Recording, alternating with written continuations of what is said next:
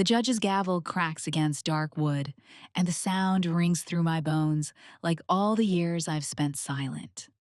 Here I am, Rosalind Hart, 68, in a cold courtroom with wrinkled hands clutching a yellow envelope I've guarded for 13 years. My heart thunders so loudly, I'm sure everyone can hear it. Across from me sits my daughter, Sabrina, in a tailored suit, her red-tied attorney pointing at me like I'm a criminal. Sabrina's eyes burn with a rage I don't understand. Or maybe I understand it too well. Beside her, Colin Drake, Esquire, flips papers with the calm of a man convinced the truth is already on his side. Your Honor, Sabrina says, voice shaky but firm, my mother held my children for 13 years without my consent. This is parental kidnapping. I never authorized her to keep them. The word slices me open. Kidnapping. It lodges right where I hide every ache a mother can hold. I turn and see my 5 grandchildren. Lucas, 20, Maya, 18, Aria, 16, Nora, 14, and Milo, 12, in the third row. Faces pale and stunned, like they're watching a movie in a language they don't know. Judge Harold Nguyen, gray hair, tired eyes, peers over his glasses. Mrs. Hart, your response? I squeeze the envelope. Inside is the proof I've guarded, treasure and wound. Your Honor, I say, steadying my voice, I didn't kidnap anyone. I raise the children my daughter left on my doorstep. That's a lie! Sabrina bolts upright. I didn't abandon them. I had mental health issues. I needed temporary help. Her lawyer lifts a palm to soothe. Your Honor, my client was hospitalized for severe postpartum depression. Mrs. Hart exploited that vulnerability to keep the children and alienate them from their mother. The benches rustle. Some nod like they've chosen their victim already. But I know the truth. I've lived it for 13 years. Early mornings, fevers, homework, and arms around little shoulders when they cried for Mom. Mrs. Hart, the judge softens. I understand caring for grandchildren is hard, but if the biological mother requests custody, with respect, Your Honor, I cut in, my voice stronger than I expected. This court needs to hear a few things first. I lift the yellow envelope. A simple motion. Yet, Sabrina's eyes widen. Here are documents that will change this conversation. The judge leans forward. What documents? Proof of what happened 13 years ago. Proof of why my daughter is here today. And it isn't maternal love. My voice trembles. Not from fear, but from something deeper. Mom, please don't, Sabrina whispers. Don't what, daughter? Tell the truth? Attorney Drake clears his throat. Your Honor, this is deflection. Past documents don't change my client's present rights. Actually, I say, meeting Sabrina's stare, they explain why we're here. Why, after 13 years of silence, no calls, no help, not even at Christmas, my daughter arrives with a lawyer. The room goes quiet as a held breath. I hear my heart, the shuffle of the attorney's papers, the ragged breathing of 5 grandkids behind me. Mrs. Hart, the judge asks, are you saying there are hidden motives? I'm not suggesting, Your Honor. I'm stating I meet Sabrina's eyes, the same look she wore as a child when I caught her lying. And it's all documented.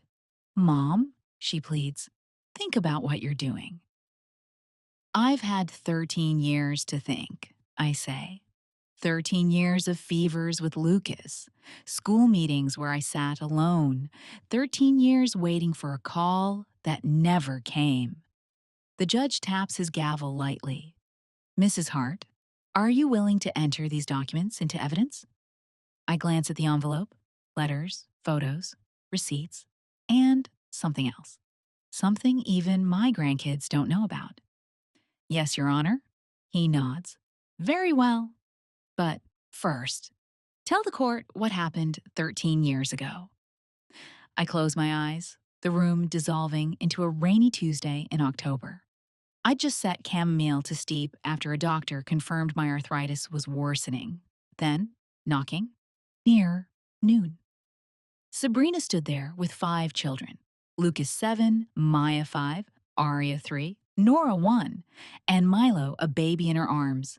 They were dirty, clothes wrinkled. The littlest ones cried with hunger. I glance back. Lucas gives me a sad, knowing half smile. Maya's eyes sheen. Aria crosses her arms like the brave girl she was.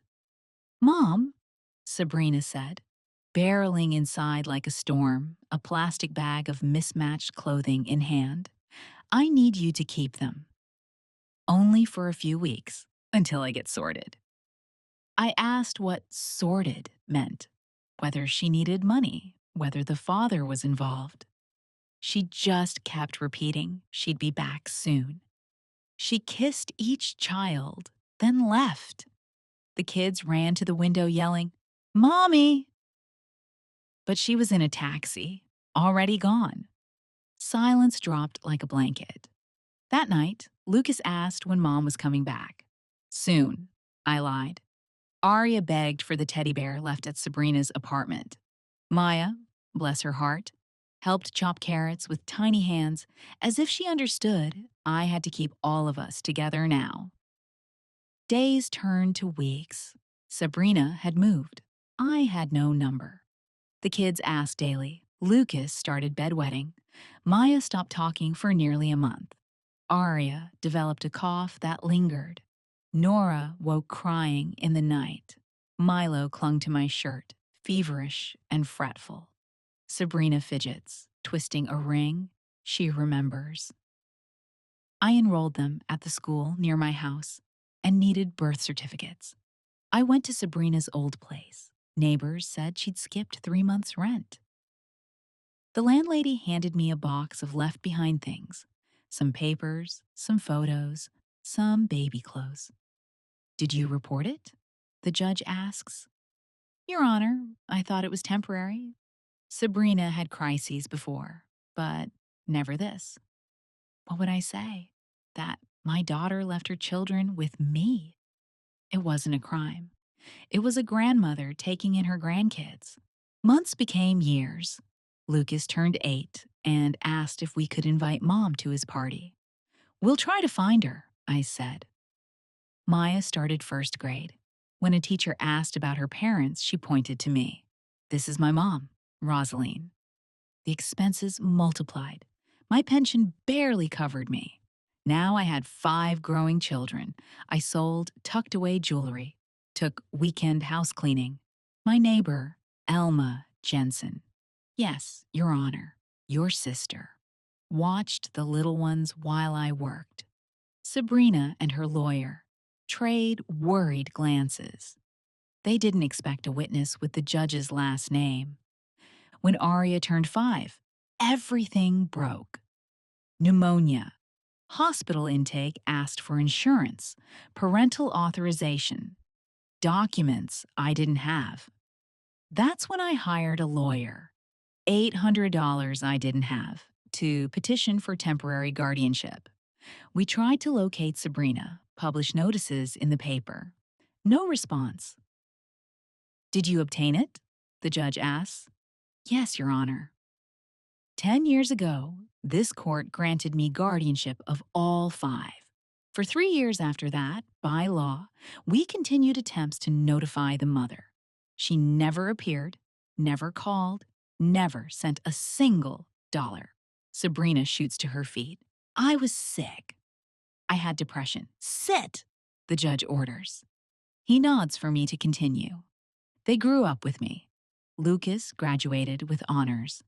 Maya won poetry contests. Aria learned guitar and started a school band. Nora joined art club. Milo rebuilt a broken bike with a neighbor.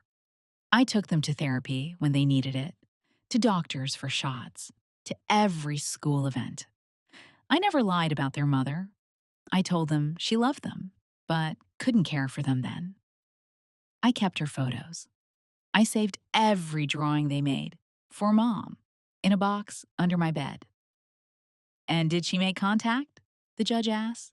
Not once, Your Honor. Until 2 months ago, she arrived with an attorney and a custody demand. He leans in.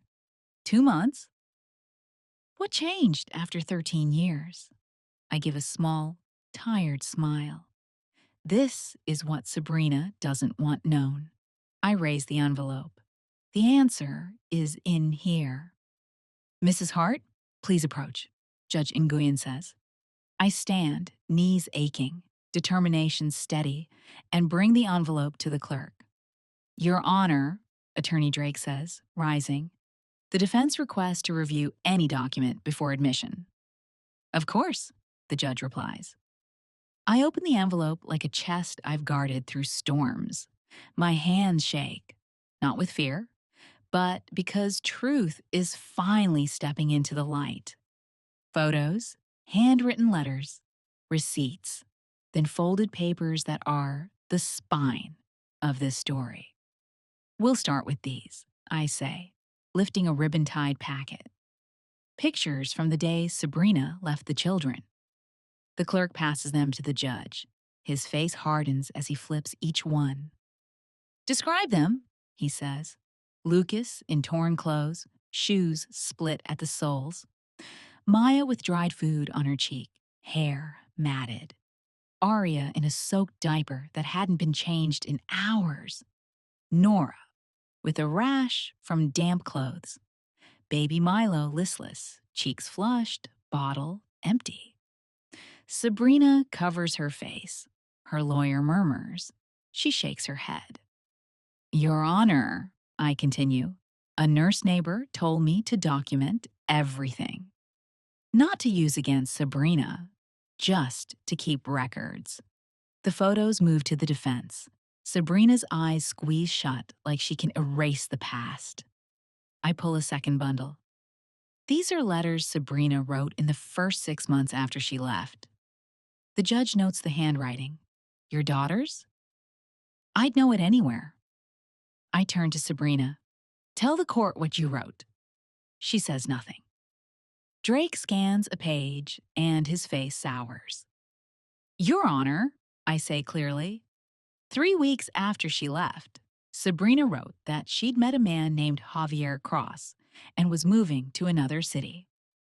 She asked me to keep all 5 children longer because her new partner didn't want baggage right away.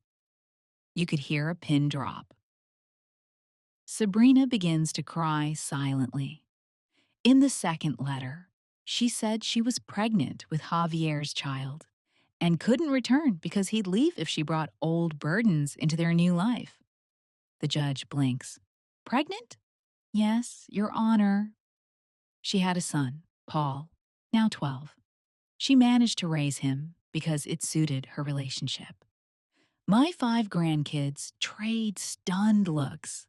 I'd never told them about a younger half-brother. In the third letter, my voice hardens.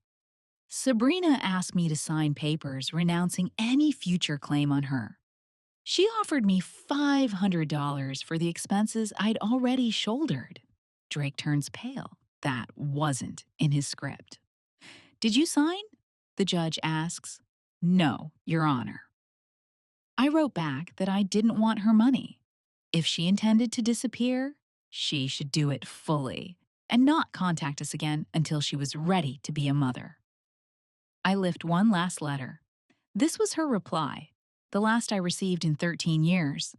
The judge reads. His mouth thins. Mrs. Hart, please read it. My hands tremble. My voice does not. Mom, don't worry. I won't bother you anymore. Take care of the kids. I have my own family now. If anyone asks, tell them I went far away for work. I don't want them to suffer. Sabrina. Tears streak my grandchildren's cheeks. Lucas half rises. Maya catches his sleeve. For 13 years, I tell the court. I honored that choice. I didn't search. I just raised her children with the scraps I had. praying she'd return for the right reasons. Why do you believe she returned now? The judge asks. I slide out the final packet. Because 3 months ago, my brother, Arthur Hart of Texas, died childless and left a sizable inheritance to his grandchildren.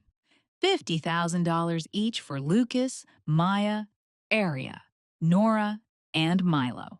Sabrina sobs louder. Drake looks ready to fold. But, I continue, the funds can be accessed only by minors through a custodial relative.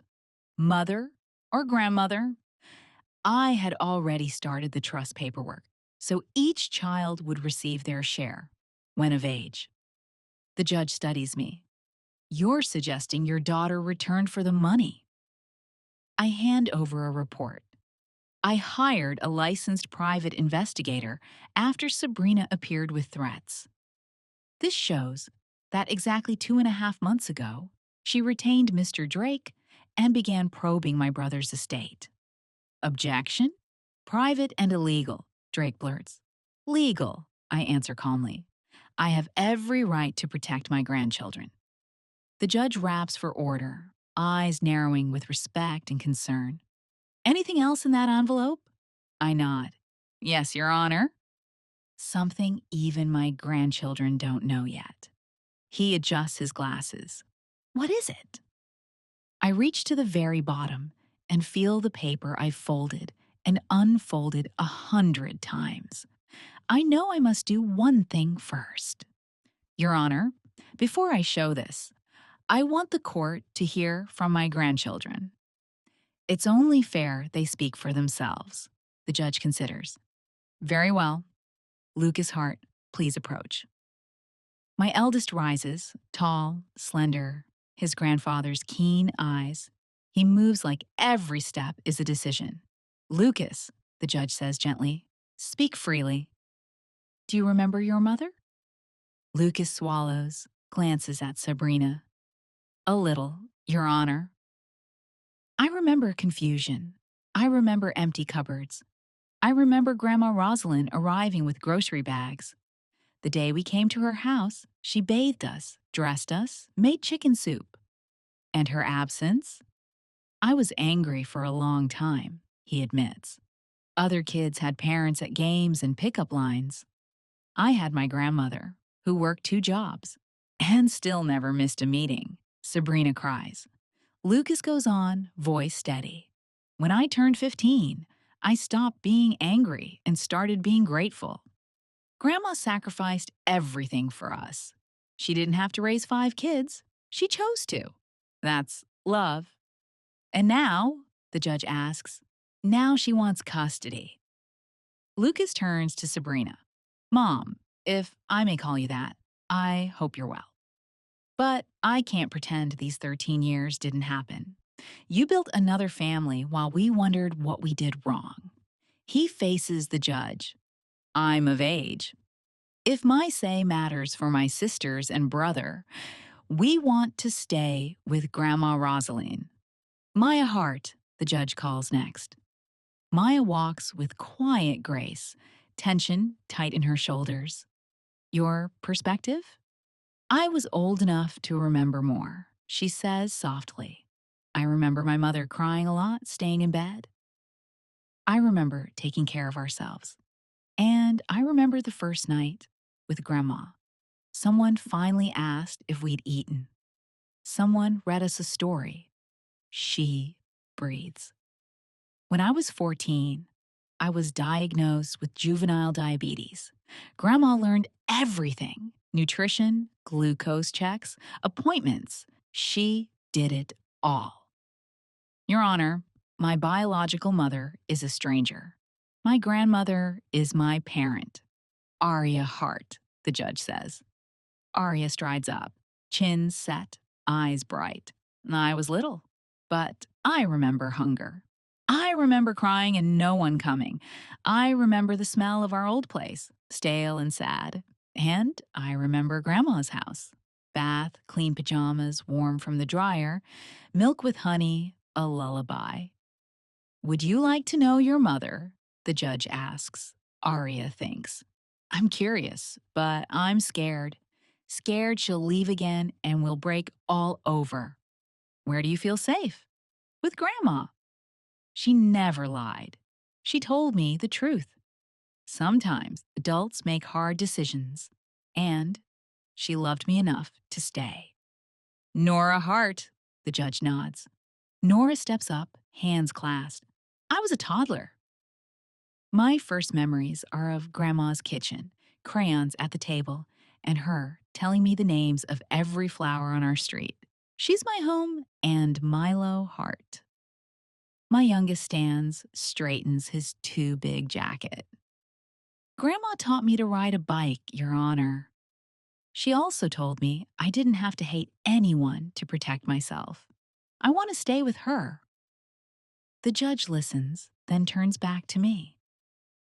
Mrs. Hart, anything else before I rule? I lift the last folded page. Yes, Your Honor.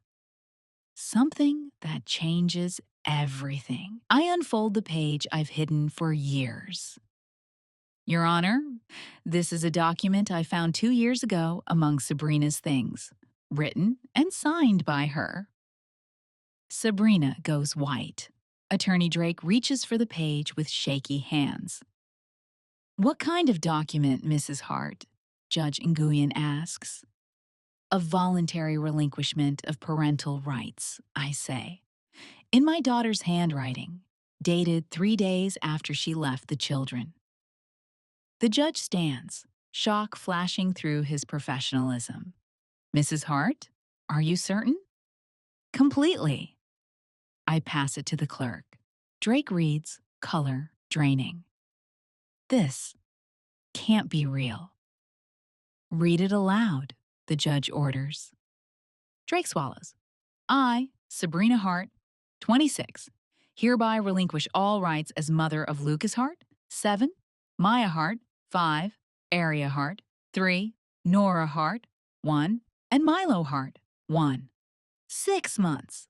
I acknowledge I do not have the emotional, economic, or psychological capacity to raise them. I authorize my mother, Rosalind Hart, to make all legal, medical, and educational decisions. I waive any right to visits, contact, or future claims. This decision is final and irrevocable. Signed, Sabrina Hart, dated October 15th, 2011. Sabrina bursts into loud sobs. I was sick. I didn't know what I was doing. Order, the judge raps. Mrs. Hart, do you have a witness to its origin? Yes, Your Honor. Mrs. Paula Sterling, the landlady. Sabrina asked her for paper and a pen to write an important letter 3 days after leaving the children. Mrs. Sterling can attest Sabrina was lucid. Drake leans in, whispering urgently. Sabrina crumples in her chair. I lift a small folder. There's more, Your Honor. Something I learned 2 weeks ago that explains the timing. All eyes fix on me.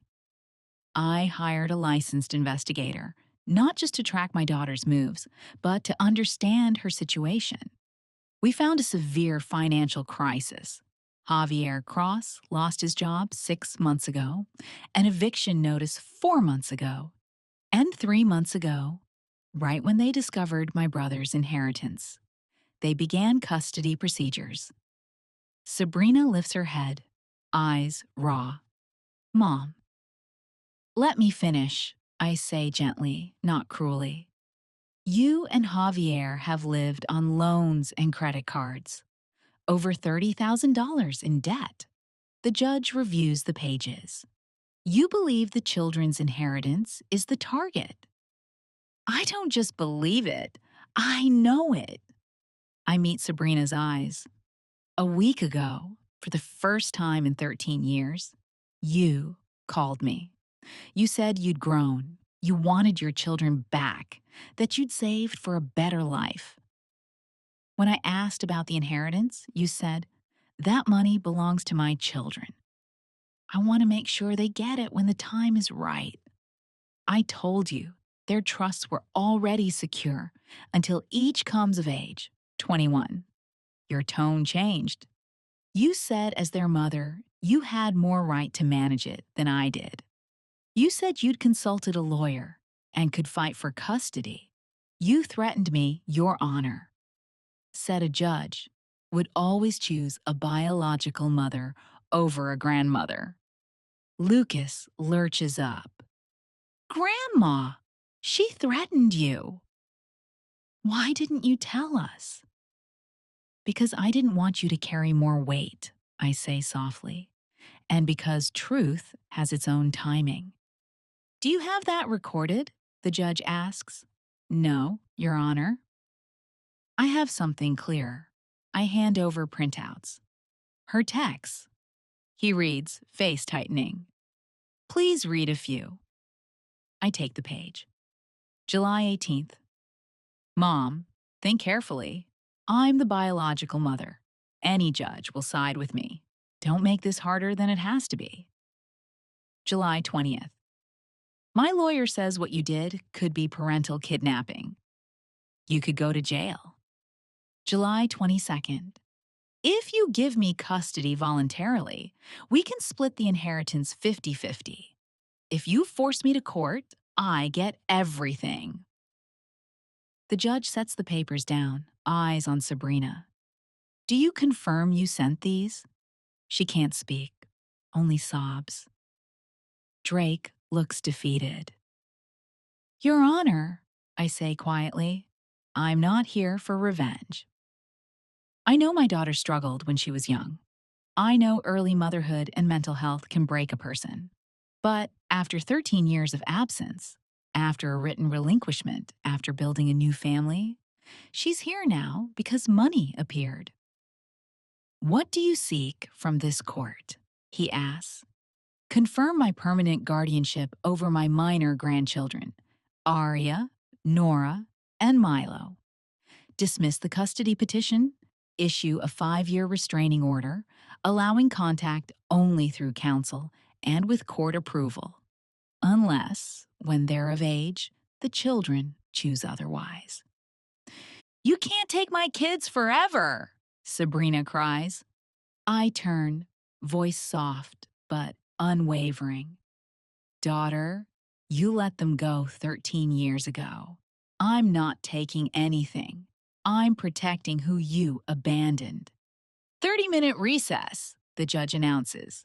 I'll review all materials. People file out. I stay seated, purse hugged like a shield. My 5 grandchildren circle me in a quiet embrace. Grandma, Aria whispers, why didn't you tell us she signed that paper? I wanted you to make your own judgments when you were ready, I say, smoothing her hair. I didn't want to seed hatred. Lucas squeezes my hand. But you told us maybe she'd come back. I didn't lie, I say. There's always a chance someone returns for the right reasons. I held that hope a long time. Across the room, Sabrina and Drake whisper in panic. After a moment, Sabrina approaches. He tries to stop her. She keeps coming, each step a mountain. Mom, she says in a small voice, can we talk? Privately? I know I've done terrible things, but I've changed. Have you changed? I ask. Or do you need money? She drops her gaze. Both. I need money. And I've missed them. You had 13 years to miss them, I say, heat rising. 13 Christmases, 13 first days of school, a dozen birthdays. You were afraid? So are children left staring at doors that don't open. She sags against a window frame. Javier told me if I didn't try to get custody and the inheritance, he'd leave. He said he couldn't be with someone who threw away $250,000. For a second, I see the scared girl she was. Then you haven't changed at all, I say, aching. 13 years ago, you chose a man over your children. Today, you're here for a man again. You don't understand the pressure, she blurts. Without him, I have nothing. No job, no home, no savings. And your other child? I ask. The boy you did raise? Because it fit your plans? She flinches. Paul is different. He was born into my marriage. Lucas, Maya, Arya, Nora, and Milo are your children, I say. They deserved love without conditions. I was a kid, she explodes. I didn't know how to be a mom. When Lucas cried, I cried. When Maya had nightmares, I panicked. I couldn't cope. Compassion stings behind my ribs. Then why didn't you ask for help? Why not say, Mom, I can't do this alone. I was afraid you'd judge me. I would have helped, I say, voice gentling. We could have raised them together. Instead, you ran. I know, she sobs.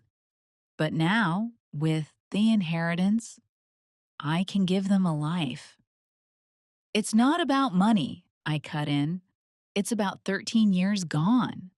About a signature renouncing your rights, about building a new family and forgetting the first. Sabrina straightens, grasping for legal ground. I'm still their biological mother. That paper wasn't notarized or filed. Technically, it might not be fully valid. There she is, the calculating Sabrina. So this isn't about love, I say. It's about winning. It's about both, she insists. We can agree, you keep visiting, share responsibility, and divide the inheritance fairly. You deserve compensation. Compensation? The word curdles. Do you think I counted hours at fevers and nightmares for a payout? I raise children because I love them, because they are my blood, because someone had to stay. Sabrina's face shifts, an old familiar regret. Mom, what do I do for you to forgive me? I've rehearsed this moment for years, yet the words land only now. Forgiveness isn't a bargain, I say. It's a choice to stop carrying hate. Her eyes lift with hope. I go on. I forgive the frightened girl who ran. I forgive the panic and the poor choices. But I cannot forgive you for returning only for money and threatening me. And I will not allow you to hurt them again. So, nothing I can do? There is, I say. Go back to your life.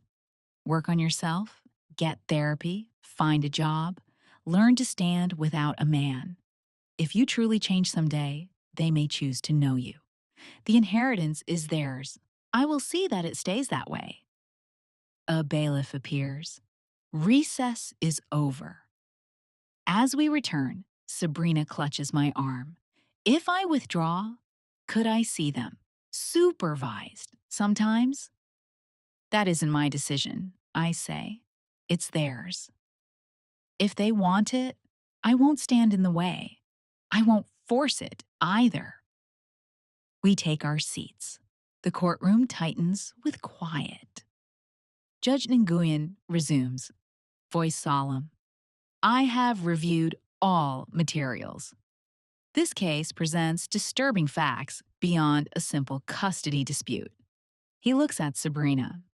After examining the handwritten relinquishment, the threatening texts, and a 13-year history of absence, I have serious questions. Do you confirm you wrote that relinquishment on October 15th, 2011? Your Honor! Drake jumps. My client was in crisis and cannot be held responsible for decisions made then. Counsel, the judge says crisply, the medical reports you submitted show your client was discharged from psychiatric care 2 months before writing it, deemed stable and not a danger to herself or others. Further, Public records indicate marriage to Javier Cross on December 20th, 2011, 2 months after the relinquishment. How could one be incapable of parental decisions, but capable of entering a legal marriage? The room holds its breath. I I just wanted a fresh start, Sabrina whispers. For whom? The judge asks. For everyone. Or for you? She cannot answer. He continues. School records for your son Paul show consistent parental involvement for 11 years. You exercise maternal capacity selectively with the child of your marriage. And most concerning are your texts, explicit, coercive threats. Extortion is a serious felony. Drake lurches up. Your Honor, we request a recess to consider withdrawing. In light of potential extortion, the judge says, I am obligated to refer this to the district attorney for review. No, please, Sabrina cries. I just wanted my children back. You wanted their money, he replies, calm and cold. He turns to me. Mrs. Hart, do you wish to press charges? I look at my daughter, ruined by choices, then at 5 faces I've tucked in 1,000 nights. I search my own heart. No, Your Honor, I do not wish to pursue criminal charges. Sabrina exhales, shaky relief. However, I add, I request a 5-year restraining order, contact only through counsel and with the court's permission. And I request the record reflect that on October 15th, 2011, Sabrina Hart voluntarily relinquished all parental rights to Lucas, Maya, Aria, Nora, and Milo Hart, and that future custody attempts be deemed frivolous, absent substantial change. Granted, the judge says, making notes. Sabrina staggers to her feet. Mom, please, don't take them from me forever. I'm not taking what you surrendered, I say. I am safeguarding who you left. They're my children. They are the children you had, I answer. I am the one who raised them. Lucas rises. Your Honor, may I speak? At the judge's nod, he steps forward. For the record, my sisters and brother do not consider Sabrina our mother. She gave us life. Rosalind Hart gave us everything else. If Sabrina ever truly changes, if she ever offers love without strings, we might meet her. But the title of mother belongs to Grandma Maya, walks to his side. I don't hate you, Sabrina, she says evenly, but I don't know you. My family is here. Aria meets Sabrina's eyes. If you come for love, maybe. You came for money. That's all we needed to know. Nora nods, small jaw set. Milo whispers, Grandma says you don't have to hate to be safe. I choose Grandma. The judge lifts his gavel. This court rules.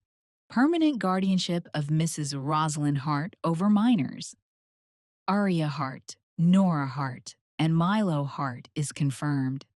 A 5-year restraining order is issued against Sabrina Hart. The custody petition is dismissed with prejudice. Referral to the district attorney for review of potential extortion is entered.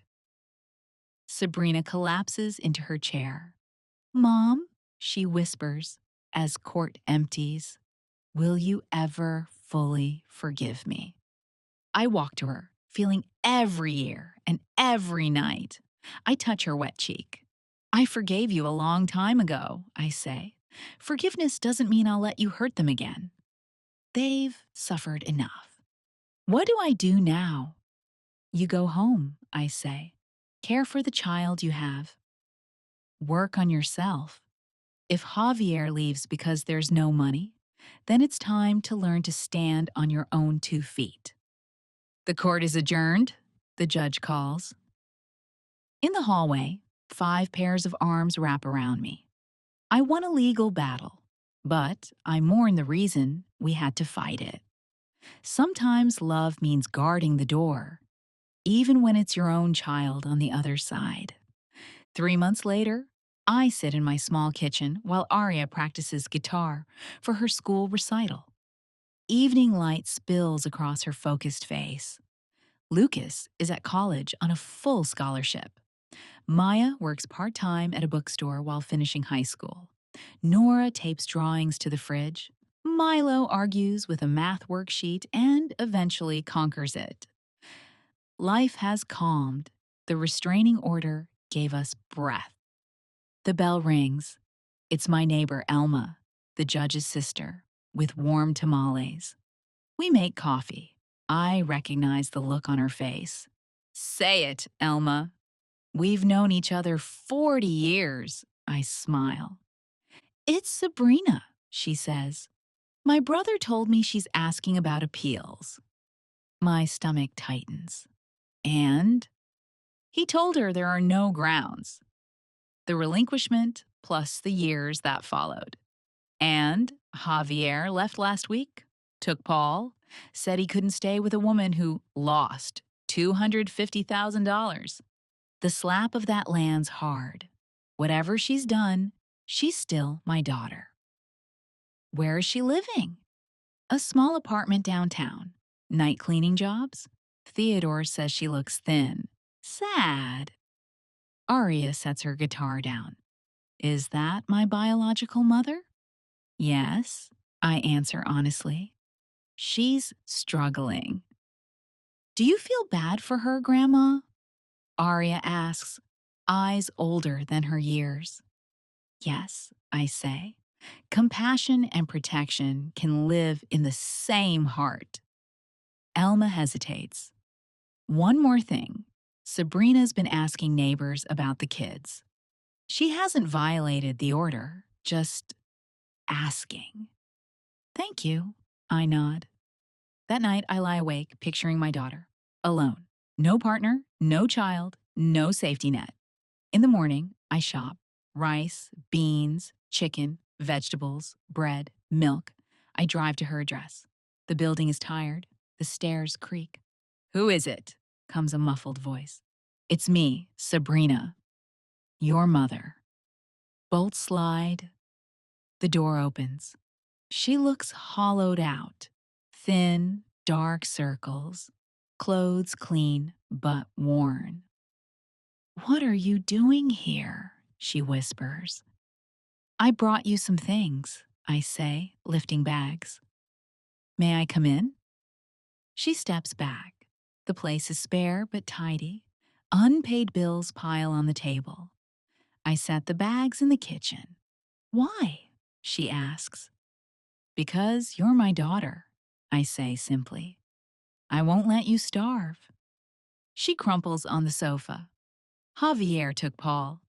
He called me a loser, said I threw away easy money. He's right. I lose everything. I lost my first children.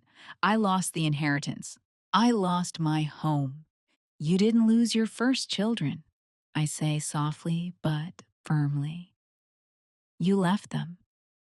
You'll never stop reminding me. I won't let you rewrite history, I answer. If you want to change, start by naming the truth. What truth? That you abandoned 5 children because they didn't fit a man's plan. That you built a new family and forgot the first. That you came back for money. She flares. I know that. I live with it. Guilt is self-pity in a prettier dress, I say. Useful is repentance and doing the work. How will you know if I mean it?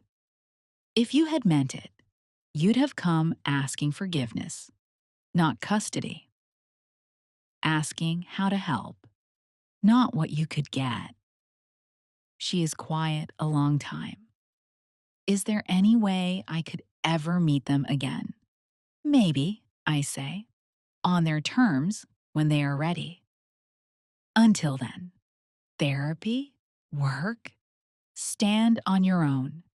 Become the woman you'd want them to meet. I head for the door. The food will last a week. After that, it's on you. Will you visit again? She asks, tiny voiced. I don't know, I say. That depends on your choices. Back home, Lucas looks up from his books. Where were you? I visited your biological mother, I answer. His jaw tightens. I hope that doesn't mean she's coming back into our lives. It means I can show compassion without risking our safety, I say. If she changes, it will be because she chooses to, without us rescuing her. That night, I think about what we've learned. Sometimes the truest love is the one that draws a line. Sometimes guarding those you love means saying no to someone you also love. Justice isn't vengeance. It's letting consequences arrive while you choose love over bitterness. A year after the trial, I'm in the garden eyeing the tomatoes. Lucas graduates with honors and lands an engineering job. Maya is accepted to college with a partial scholarship.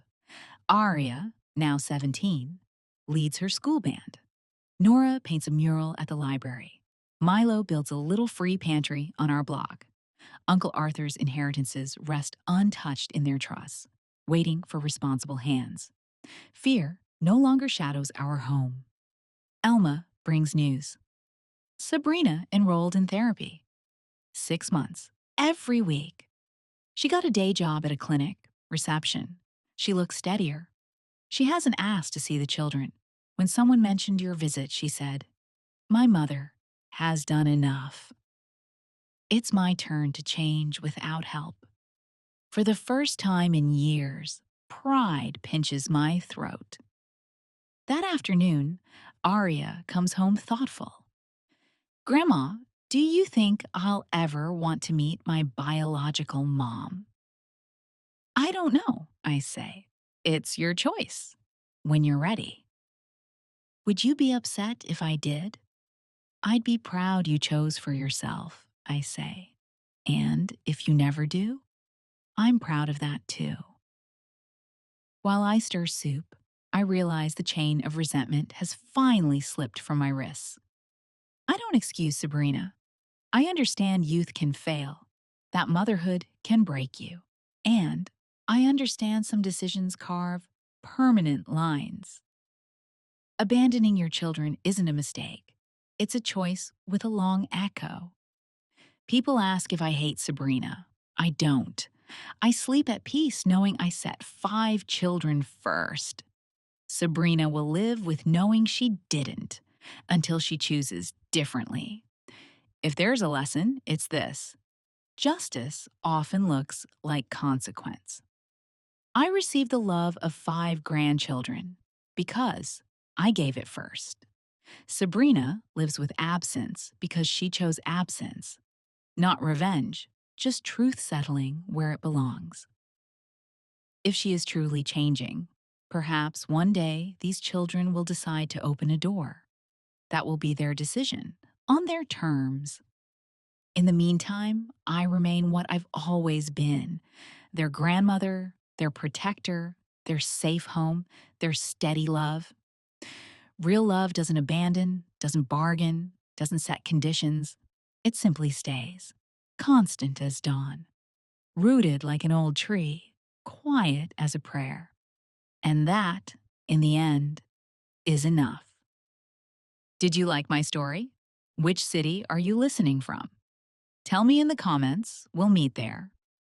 If this story moved you, a small super thanks helps me keep sharing more. Thank you so much for your sweet support. I'm excited to read your thoughts.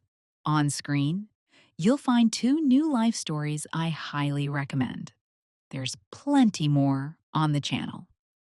Don't forget to subscribe. See you in the next life story with love and respect.